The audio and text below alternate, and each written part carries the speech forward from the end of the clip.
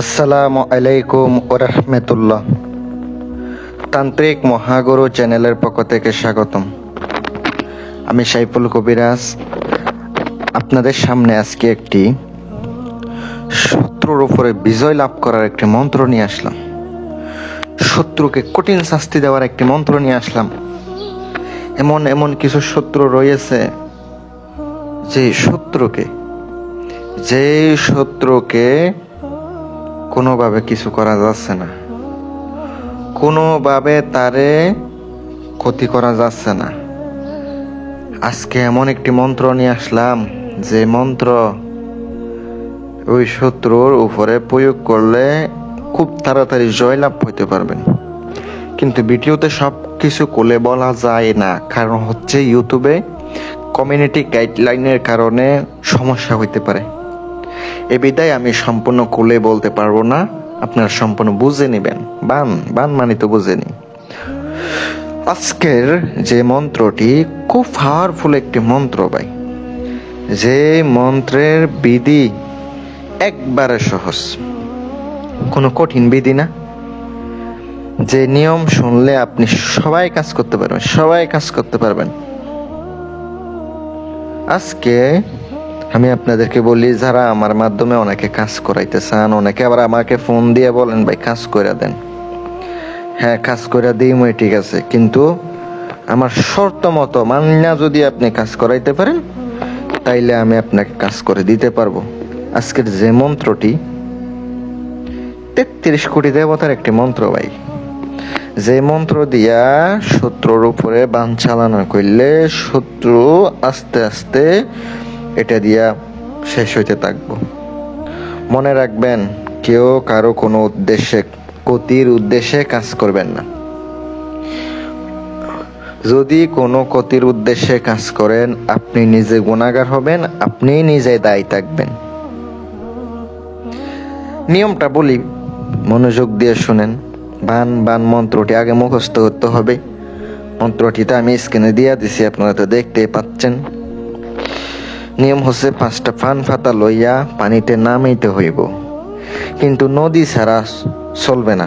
মানে আপনি এমন 5টি পান পাতা নিয়ে যাবেন, সাথে কেসি নিয়ে যাবেন, তারপরে আপনাকে নদী হইতে হবে, এটা পুকুর হইলে হবে না।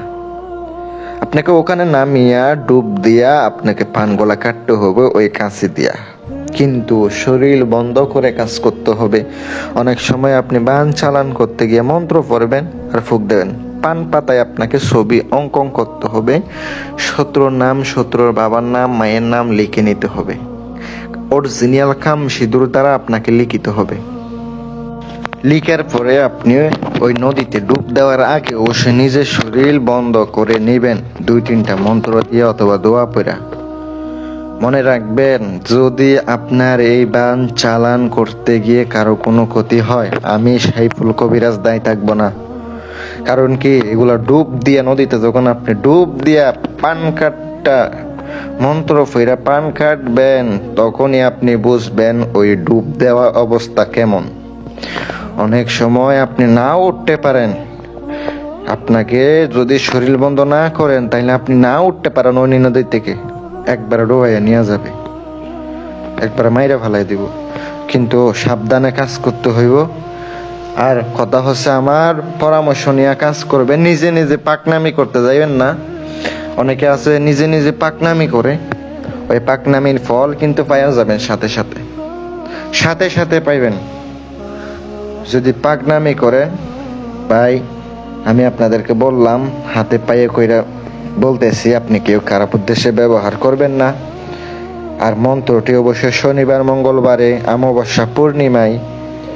অমাবস্যা অথবা পূর্ণিমায় স্বয়ং সিদ্ধ করতে হবে। কিভাবে স্বয়ং সিদ্ধ করবেন বলি। মন্ত্রটি আগে নিরামিষ খেয়ে মুখস্থ করতে হবে। উত্তরমুখী হইয়া বসে আসন সাজিয়ে আপনাকে মন্ত্রটি 1008 বার পড়তে হবে। 1008 বার। অনেক সময় 108 বার পড়লে স্বয়ং সিদ্ধ হয়, কিন্তু আপনাকে 1008 বার জপ করে নিলে আপনার মন্ত্র স্বয়ং সিদ্ধ হবে।